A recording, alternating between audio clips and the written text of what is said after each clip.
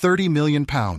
That's what's really at stake in the battle for Royal Lodge, and Princess Beatrice just made a decision that could cost her father everything: his home, his money, and his last shred of dignity. This isn't a family feud. This is a financial war, orchestrated by King Charles himself to strip Prince Andrew of every asset he has left. And Beatrice? She just picked a side, the winning side.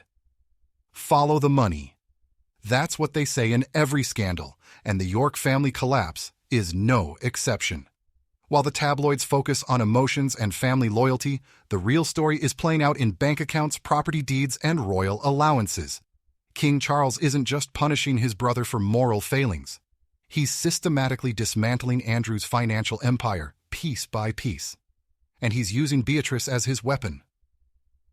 Royal Lodge isn't just a house. It's a $30 million asset sitting on prime Windsor real estate. Andrew signed a 75-year lease in 2003 for the bargain price of $250 per week, one of the best deals in royal history. But there's a catch. The lease requires him to maintain the property himself, and maintenance costs? Approximately $400,000 per year. Do the math. Andrew's current annual income from his naval pension? Around $20,000. His royal allowance from King Charles? Slashed to zero in 2022, his private security, cut, his business connections, toxic after the Epstein scandal. Andrew is financially drowning, and Charles knows it. Here's what the palace doesn't want you to know. King Charles has been planning this financial siege for years. It's not about morality, it's about real estate, inheritance, and the future of the monarchy's assets. Royal Lodge was always meant for Prince William and Catherine. It's perfectly positioned on the Windsor estate, close to the castle, with enough space for their growing family and the staff required for the future king and queen. But there was one problem. Andrew refused to leave. So Charles did what any shrewd businessman would do. He cut off the money supply. First, the $249,000 annual allowance, gone. Andrew claimed he could fund his lifestyle through private means.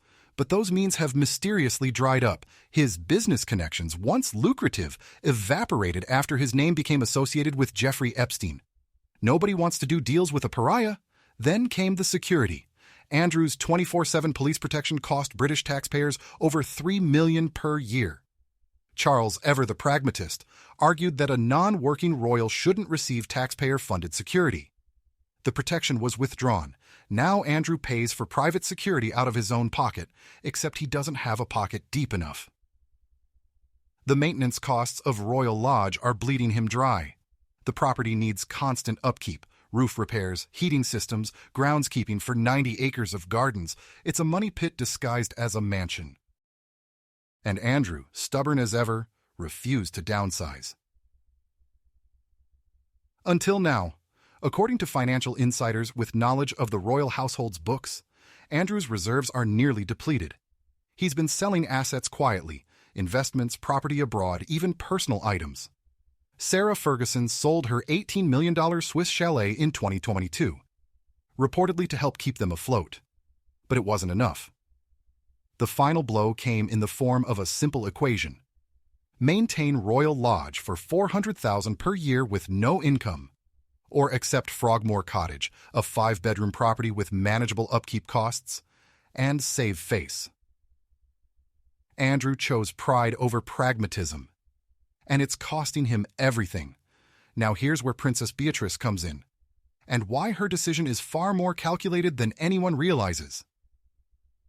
Beatrice is married to Edoardo Mapelli Mozzi, a property developer with a net worth estimated at over $10 million.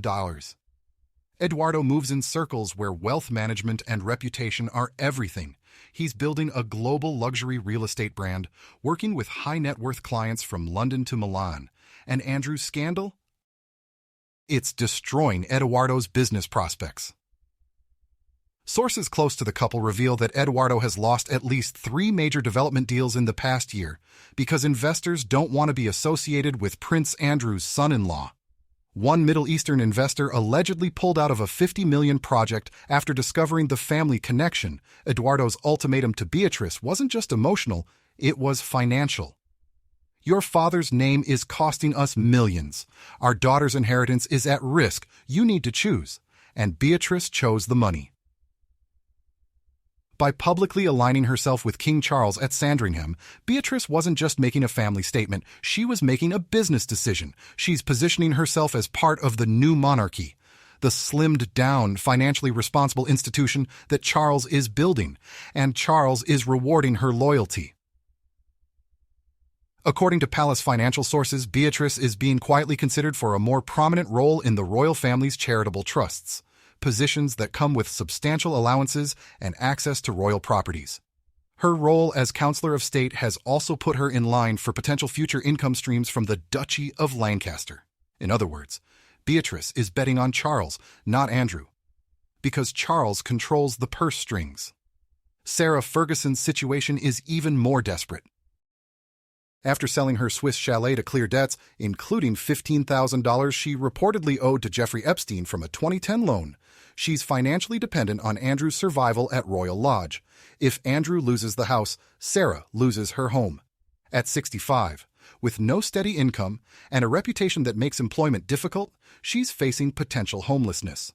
Her book deals and speaking engagements don't generate enough to maintain the lifestyle she's accustomed to.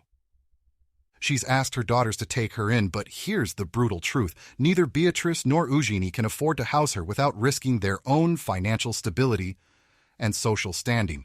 Beatrice's husband has made it clear, no York baggage in their household. Eugenie lives in Portugal with her husband Jack Brooksbank, who works for a luxury property company. Housing Sarah would be a professional liability for both sons-in-law. Sarah Ferguson is being priced out of her own family. The endgame is clear. King Charles will reclaim Royal Lodge within the next 12-18 months. Andrew will be relocated to a smaller property on the Sandringham estate, essentially a gilded cage with minimal upkeep costs.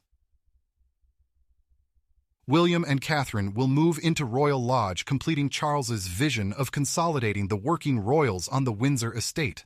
Andrew's remaining assets, estimated at less than $2 million, will be placed in trust for his grandchildren, ensuring he can't squander them on legal fees or settlements. And Beatrice? She'll emerge as the financially savvy York who made the smart choice. She'll maintain her Counselor of State position, secure her daughter's inheritance, and preserve her husband's business empire. The cost? Her relationship with her father and her mother's future security. This is the real story behind the York family collapse, not loyalty or love or Greek tragedy. Money, power, inheritance, control. King Charles is running the monarchy like a corporation, cutting unprofitable divisions and rewarding shareholders who deliver value. Andrew is the failing subsidiary being liquidated. Beatrice is the executive who jumped ship before the company went under. The British monarchy isn't a fairy tale, it's a billion-pound business. And in business, sentiment doesn't pay the bills. So here's the question nobody's asking. If you were in Beatrice's position, would you sacrifice millions for family loyalty? Or would you protect your daughter's financial future? The Yorks are learning what every failed business owner learns eventually. When the money runs out, so does the family unity. Drop your thoughts below. Is Beatrice a shrewd strategist or a cold-hearted daughter? And will Sarah Ferguson end up homeless despite being Duchess of York? Let me know what you think. And subscribe for more financial breakdowns of royal scandals the media won't tell you about.